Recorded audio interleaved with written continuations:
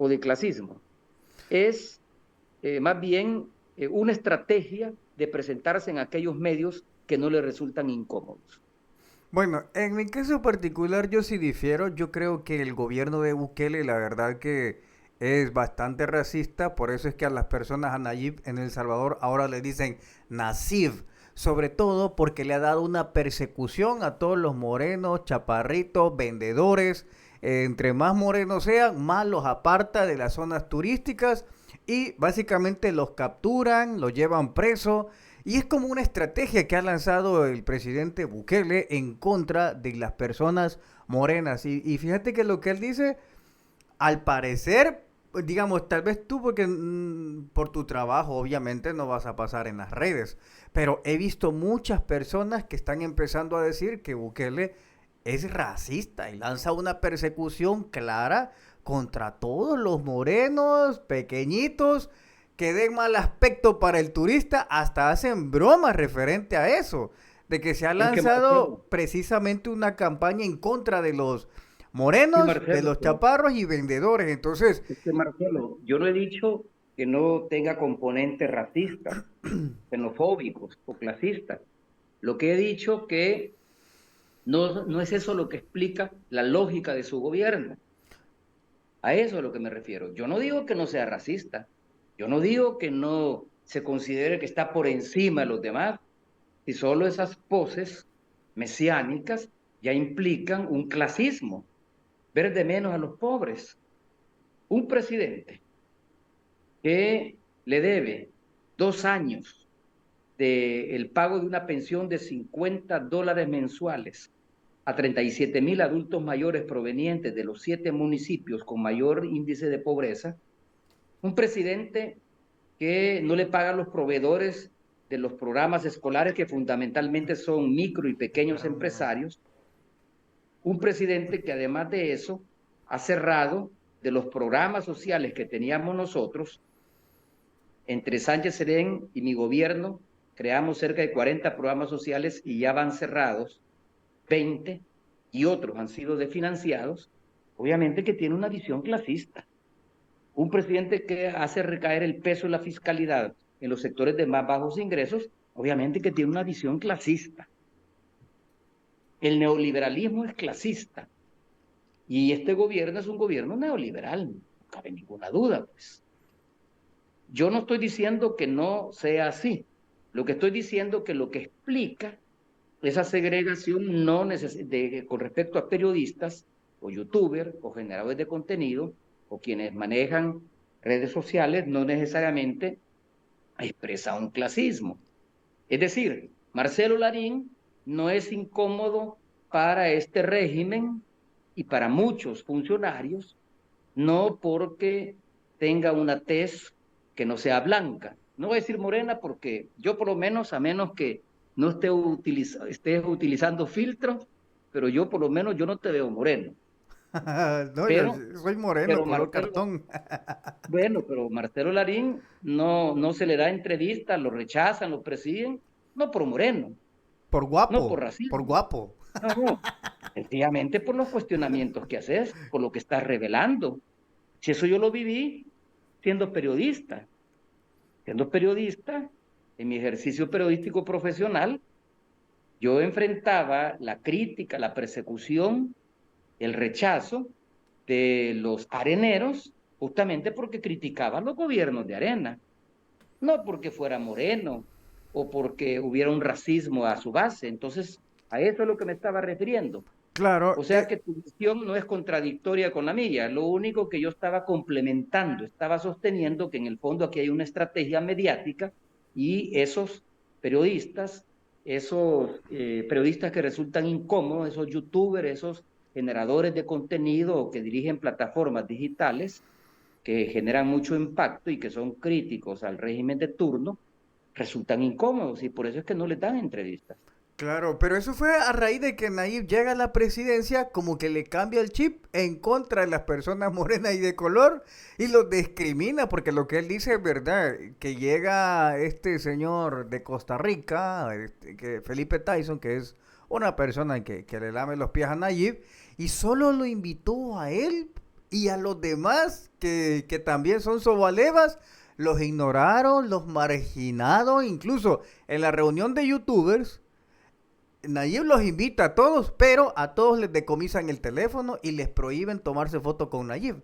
Solo fíjate ese grado. Pasó la reunión y les devuelven el teléfono, pero Nayib no les dio ni una sola foto con él.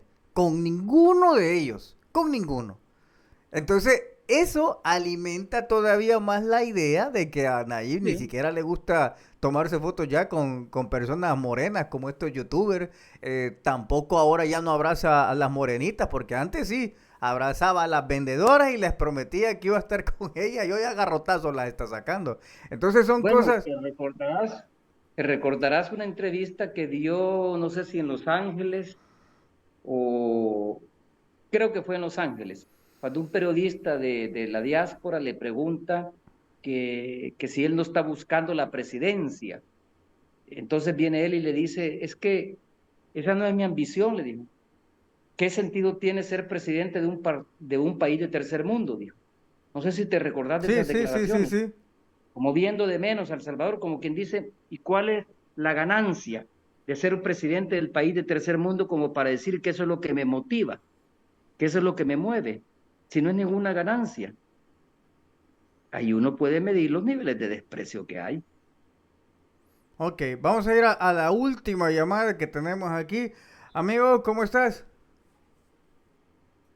¿Aló? Sí, aló, te escuchamos. ¿Cuál es tu opinión? Gracias, gracias. Sí. Un saludo ahí para el señor Mauricio Funes. Y gracias por Muchas estar en gracias. estos programas, el cual nos ayuda mucho a entender un poco de la historia del país. Tengo una pregunta. Yo quisiera que se hiciera memoria de que cuando el gobierno de Nayib Bukele estaba anunciando acerca de las máquinas que iban a minar bitcoins y que esas máquinas iban a ser alimentadas con energía termo Volcánica. que sale de las tierras del Salvador. Eh, la pregunta es, ¿quiénes son los dueños de esas máquinas? Pues esas máquinas están haciendo para toda la network de la Bitcoin y están generando dinero. Y ese dinero, ¿a qué arca va a parar? Porque están usando energía termo de gratis y que ahorita la gente está pagando tanto dinero por la electricidad y estas máquinas están generando ganancias, las cuales a quiénes están yendo a parar. Eso también deberían de tener en cuenta. Y todos los bitcoins que ha comprado Bukele, a él le han dado una llave de cada bitcoin que solamente él sabe el password. Y en un momento dado esta persona que tiene esos passwords se desaparece con sus passwords y los puede ir a cambiar a cualquier parte del mundo. Eso también. Y no creo que estos bitcoins los haga comprar a nombre de El Salvador porque no es posible eso. Tiene que comprarse a nombre de una persona. Y esa persona es el dueño de esos passwords y el día que él quiera se desaparecen esos passwords y ahí van los bitcoins. Solamente esa era mi pregunta, pues es de investigar eso porque realmente están generando dinero con los recursos del país y el cual no está siendo beneficiado del pueblo. Ellos Perfecto. mismos se están beneficiando de todo eso. Muchas Gracias. gracias, brother. Esa era una inquietud. Gracias. Dale, mi hermano, muchas gracias. Bueno, aquí quiero recordarles que Bukele dijo que habían ganado 400 millones de dólares de Bitcoin, lo anunció, pero nunca supimos a dónde fue a parar el dinero. No sabemos si se los robó, como hace, en este caso va a ser un servicio social. Le mando, espérame, quiero ver. Es que aquí hay un servicio social y dice, Larín, decirle a Walter Araujo que devuelva las donaciones que el pueblo le dio para pagarle a Will Salgado la señal televisiva. Bueno, ahí está, porque es verdad. Ahí le mandamos el saludo a Walter Araujo que devuelva lo robado de las donaciones que pide para pagarle a Will Salgado. Y Will Salgado lo denunció hace unos días que no le ha pagado la señal. Así que, pues ahí tenemos el servicio social. Mauricio, para ir terminando, ¿qué reflexión dices? Bueno, sobre esto último, efectivamente ese fue un ofrecimiento del diente al labio. Se dijo que en el volcán de Conchagua se iban a instalar estas empresas mineras encargadas de la producción de Bitcoin y hasta la fecha no se ha hecho ninguna inversión. Se dijo que en esa zona se iba a construir la primera ciudad Bitcoin, Bitcoin City, y eso tampoco ha avanzado. Luego, el presidente está comprando Bitcoin sin que exista una ley que lo respalde. No sabemos quién lo autoriza para tomar esa decisión. Tiene que haber una ley habilitante, pero no existe. Él sencillamente ha ido a pedir dinero al Ban de Sal para comprar Bitcoin. Ya van, creo que 400 o más de 400 millones de dólares. Y nadie da cuenta de eso. Nos enteramos del manejo del Bitcoin, de las compras que hace, únicamente a través de su cuenta en antes Twitter, hoy X. Hubo un momento en el cual se dijo eh, que la veterinaria que se llamaba, no sé si recordás tú el nombre, pero la veterinaria que construyó en Antiguo Cuscatlán, algo así Los Chivo Pets. como Chivo Pets. ¿Qué se dijo? Que se había construido con las ganancias obtenidas por el Bitcoin. Pero sin embargo, y que había costado como 4 o 5 millones de dólares. Pero sin embargo, al mismo tiempo se dijo que cuando cayó el Bitcoin, se dijo que no habían vendido ni un tan solo Bitcoin. Entonces, ¿cuáles ganancias obtenidas si el Bitcoin venía para abajo y no se habían vendido ni un tan solo Bitcoin? Eso es contradictorio. Pues entonces, ¿de dónde salió el presupuesto para construir la Chivo Pets? ¿De dónde salió? Si no salió de las ganancias obtenidas por Bitcoin, porque en ese momento no habían ganancias y además no se habían vendido los Bitcoins que se habían Deme un comprado. momento, aguanta. Ok, Así que yo siento que esta es una estrategia que hay que ir desmontando poco a poco de acuerdo al comportamiento que va llevando la realidad. perfecto. Solo la última que una mujer ha llamado. Vamos a ver. ¿Cómo está, amiga? ¿Cuál es su opinión?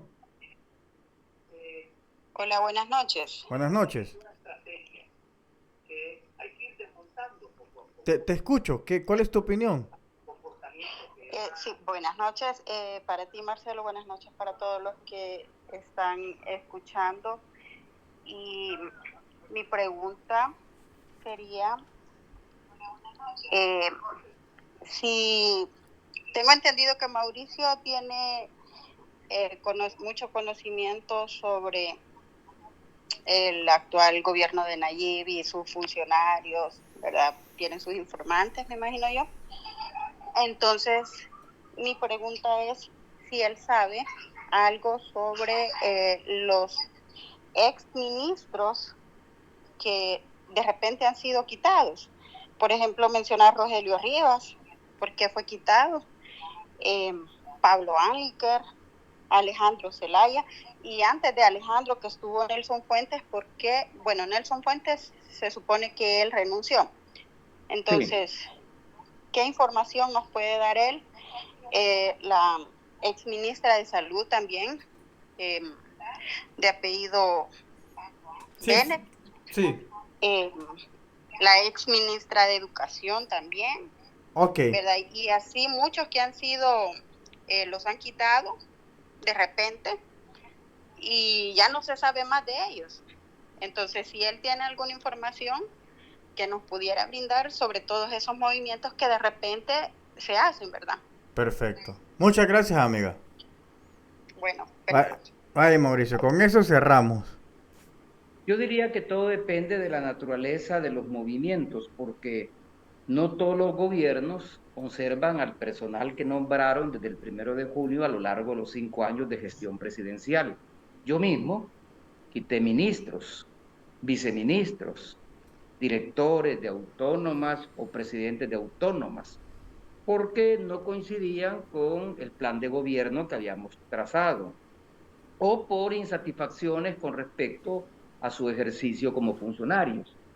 En el caso de Nayib Bukele, bueno, él ha debido tomar varias decisiones en las cuales ha tenido que prescindir de algunos ministros, unos por diferencias, otros porque no les convenía seguirlos teniendo. Por ejemplo, Rogelio Rivas, ¿por qué quita a Rogelio Rivas como primer ministro de Seguridad? Luego aparece nombrado Gustavo Villatoro, que venía de ser superintendente financiero. A Rogelio Rivas lo quita sencillamente porque una investigación del organismo de inteligencia del Estado ordenada, curiosamente, por Karim Bukele, que se supone que él no es funcionario de Casa Presidencial y el jefe de la OIE es el presidente de la República, no un asesor o un colaborador, por muy pariente, por muy hermano cercano que sea. Pero de acuerdo a esta investigación del OIE, Rogelio Rivas estaba sustrayendo recursos de la cuenta de la Policía Nacional Civil y del Ministerio de Seguridad Pública para crear una bolsa de recursos que le permitiera financiar una eventual campaña a la presidencia de la República de él. Entonces, ¿por qué lo quitan? Sencillamente paga su osadía, pues, en el sentido de que llegan a la conclusión de decir, bueno, ¿y a cuenta de qué? Rogelio Rivas quiere ser candidato a la presidencia de la República, sin la autorización y sin la venia del presidente. Lo quitan. Pablo Salvador Anlíquer, él decide renunciar, pero yo creo que fue una renuncia forzada. Pablo Salvador Anlíquer es un corrupto. Veamos la última publicación del Faro, que la quisieron adulterar y que le quisieron bajar valor periodístico, donde claramente aparece que hay 7 millones de dólares que se pagaron a una empresa offshore para la importación de leche en polvo y que no llegó esa leche, 7 millones de dólares. El monto lo invertido fueron 27 millones. De esos 27 millones, 20 millones estaban a sobreprecio y los otros 7 millones no solo estaban a sobreprecio, sino que no llegó, nunca tocó tierra, nunca pisó El Salvador. Y ahí está la investigación. Además, Pablo Salvador Alíquez tiene reparos de la Corte de Cuentas de la República por el manejo que hizo del presupuesto del Ministerio de Agricultura sin autorización para comprar cerca de 300 millones de dólares de alimentos a empresas vinculadas al cártel de Sinaloa y que están siendo investigadas en ese momento al menos por la Procuraduría Mexicana por lavado de dinero, soborno y actos de corrupción. Entonces yo creo que Pablo Salvador Anlíquer resultaba ser un funcionario incómodo para el régimen y lo mejor fue deshacerse de él. Ahora, ¿por qué renunció la ministra de Educación? No tengo idea, no tengo idea. Y lo mismo la ministra de Salud, no tengo idea. Hay funcionarios que le han renunciado a Nayib por alguna razón. Alejandro Zelaya fue removido del Ministerio de Hacienda porque era la carta que tenía el gobierno de la República para ser el director de país, de banca país del Banco Centroamericano de Integración Económica, pero y además para convertirse en el próximo presidente del Banco Centroamericano de Integración Económica. Pero al final los países centroamericanos se inclinaron por la propuesta de Costa Rica y él quedó fuera. ¿Qué está haciendo en estos momentos? No lo sé. Pero a Perfecto. mí me parece que él era un funcionario muy leal y muy funcional para el gobierno de Nayib, a saber dónde estará.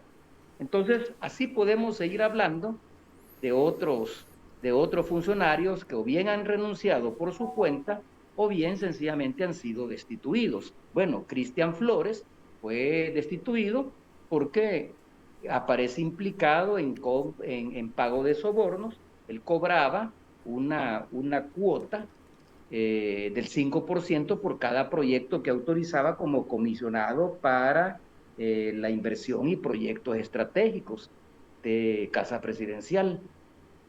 De modo tal de que va a depender qué hay detrás de cada una de esas destituciones o remociones o renuncias. El caso de la destitución del presidente de ANDA. Yo he sabido, por información que me ha llegado, y que por cierto, Marvin Umaña la estuvo manejando hace poco en un programa, quizás tuvo la misma fuente,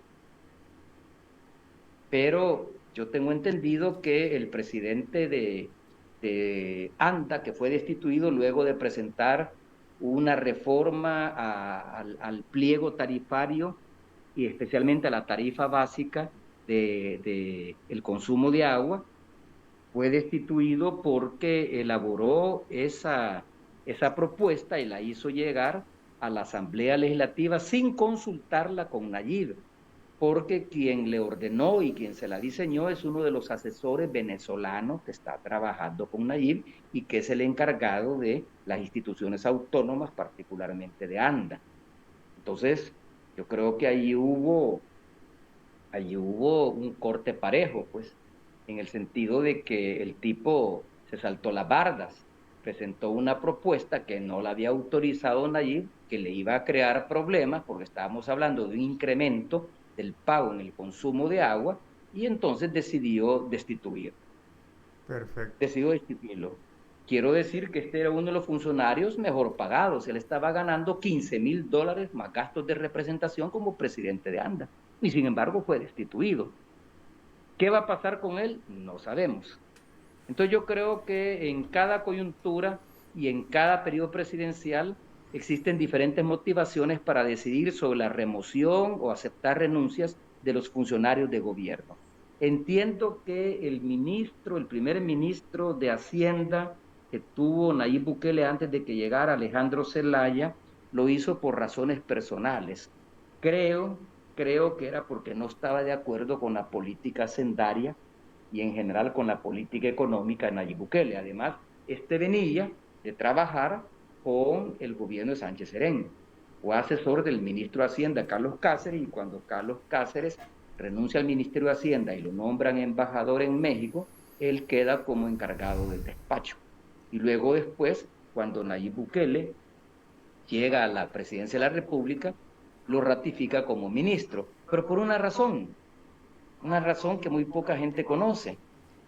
Cuando se le abre una investigación de la sección de probidad a Nayib Bukele, los magistrados de la Corte Suprema de Justicia recomiendan tanto al ministro de Hacienda como a la Fiscalía General de la República que abra un proceso de investigación por rentas no declaradas de parte de Nayib Bukele, porque aunque ya no era más socio de Overmet, porque representaba un conflicto de interés ya que era alcalde de San Salvador, entonces recibió no obstante $800,000 y la entrega de un apartamento que se lo donó su hermano Karim, que estaba dirigiendo a Overmet.